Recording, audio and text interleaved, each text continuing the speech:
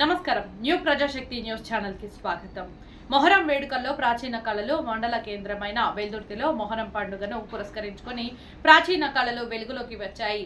ముస్లింలు మత ఆచారం ప్రకారం మొహరం నుండి ఇస్లామిక్ నూతన సంవత్సరం ప్రారంభమవుతుంది. మొహరం నెల ప్రారంభమైన 2వ రోజు నుండి ఆయా గ్రామాల్లోని పీర్ల చావడిలలో పీర్లను ప్రతిష్ఠిస్తారు.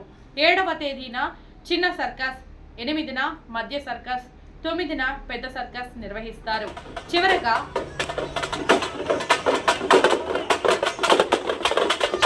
10వ తేదీన పీరు దేవుళ్లను గ్రామపుర వీధుల్లో ఊరేగిస్తూ ఏటికి తరలించి అక్కడ మత పెద్దలు ప్రత్యేక పూజలు నిర్వహించి సాంప్రదాయబద్ధంగా నిమజ్జనం చేయడంతో మొహరం పండుగ వేడుకలు ముగుస్తాయి.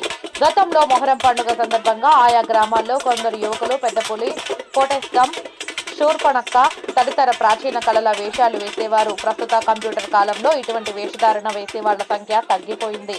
మొహరం చివరి రోజున వెల్దుర్తిలో కొందరు యువకులు పోటెస్కం, శూర్పణక్క లాంటి వేషాలు వేసి గ్రామంలో సందడి చేశారు. అంతరించిపోతున్న ప్రాచీన కళలను వెల్దుర్తిలో కొందరికి యువకులు ప్రదర్శించడంతో నేటి తరం యువత, చిన్నపిల్లలు, మహిళలు ఎంతో ఆసక్తిగా తిలకిస్తూ వారితో కలిసి ఉత్సాహంగా చిందులు వేశారు.